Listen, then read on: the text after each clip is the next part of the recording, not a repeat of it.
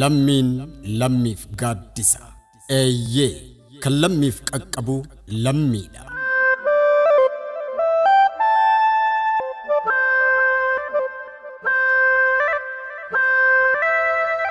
Dhageessu lammii koo inni humna qabu humna isaan biyyasaaf, kan beekumsa qabu beekumsaan sabasaaf, kan qabeenyas qabu qabeenyaan lammiisaaf.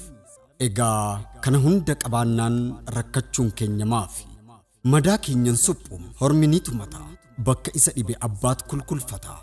Rakkinni saba koo alagaadhaaf kolfa naan garuu na huba. Dhiiga isaatu keessa koo jiraaf na dhukkuba.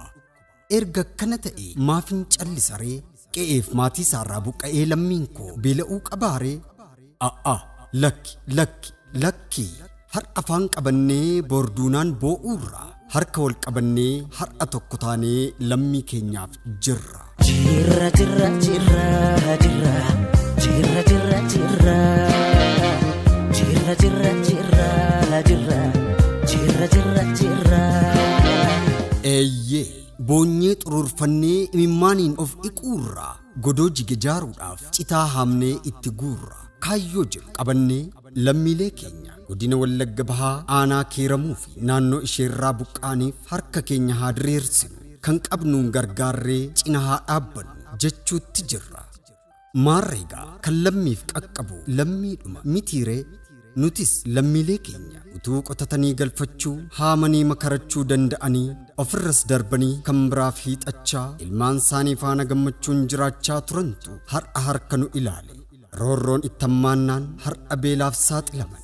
Ilmoo isaanii garaa baate har'a biyyoon nyaattee kaan alagaan dhaantee akka callee gargar faffacaafte. Rabbi moo namumaa kan seera jallisee, Waaqa moo namumaa kan seera jallisee. Roorroo taa hammaattu malee silaa maal godhani? Roorrooni isinii tamaate godaanuuni dirqama taate. Mal maktan me mal balleessa dantatani soraa bineensa. Amma immoo kunoo kanneen carroomanii lubbuu isaaniin hafan qe'ee keenyarraa buqqaanus garuu biyya qabna.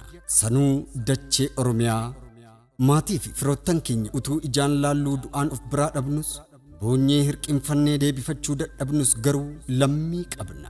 Sanuu lammii gara laafessa lammii keenya jedhanii waaqa uumaan gaditti abdii isaanii nutti gatanii jiru.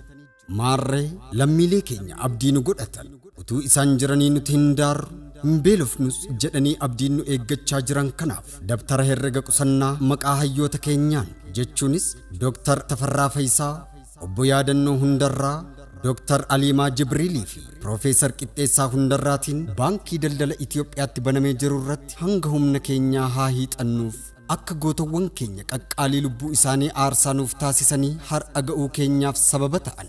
Nutis hanga humna keenyaatti waan qabnuu fi gochuu dandeenyu maraan lammiilee keenya gargaarree goota seenaa dalagee seenaan ragaa baatuuf haa taanuu jenna. Dhaabbata piroomoshiniif maxxansaa aseerraa an asee piroomotar kan lammiif qaqqabu lammiidha. Eeyyee lammiin lammiif gaachana. Waan hedduu jedhame waan hedduus ni beekna. Nuti ilmaan Oromoo maaliif tokko hin taane maaliif walii mormina?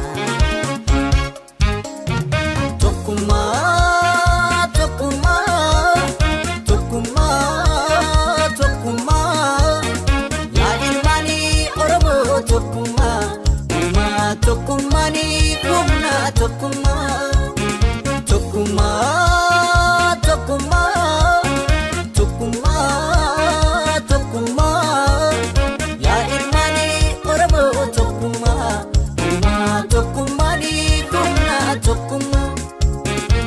Asee Promoter.